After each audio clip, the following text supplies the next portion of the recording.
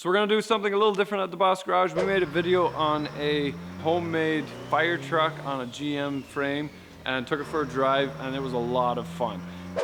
Shit, this would have been awesome to use this.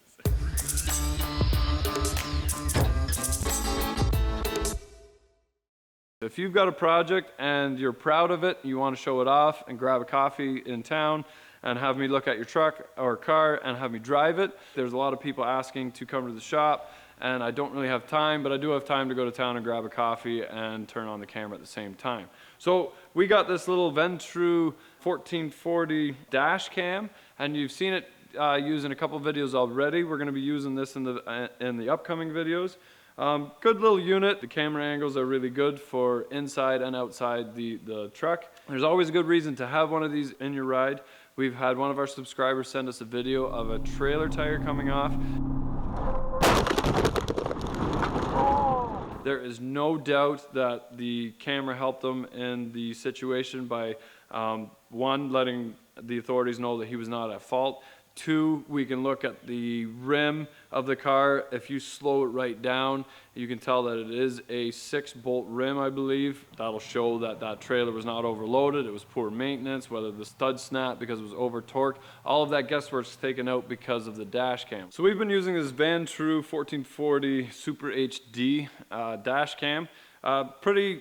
Overall, generally happy with it. There's a couple things that we don't like, and that's this little clip that detaches the camera from the holder.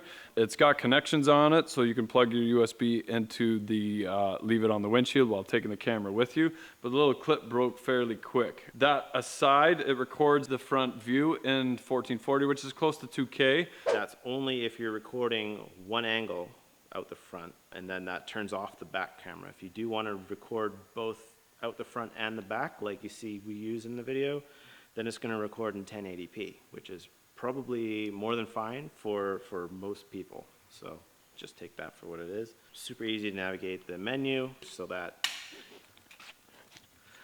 this actually rotates too, so like you can just position the angle inside the cab. You can actually see what you're doing. It shows you a picture-in-picture view on this, so you can see what outside and what inside looks like. The audio recording is actually pretty decent for being a little hole underneath there. So you can hear it. I'll play a video clip so you can hear what the audio is.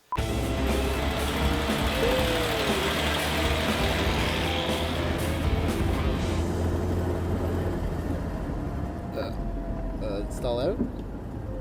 Nope. Should have, man. Yeah, definitely should have, man. Do you want me to work the brake?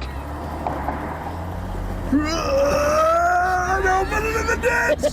Oh! We're good, we're Climb the hill. Audio setting is turned off by default, so it's something that you want to get in and turn that on if you do want audio recorded. This thing would be fantastic for Uber drivers or taxi drivers where you want to look at the cabin and the outside at the same time. Get you out of a lot of tricky situations if an accident, who's at fault, if it was a red light, green light type of thing. The audio is generally pretty decent. It'll definitely pick up like gunshots or things like that if you're an Uber driver or a taxi driver.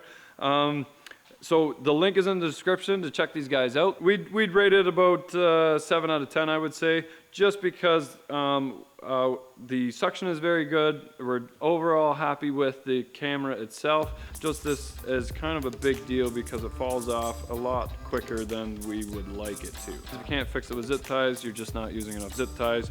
So we'll do that, and you'll see this being used in a lot of our videos. So yeah, here we go.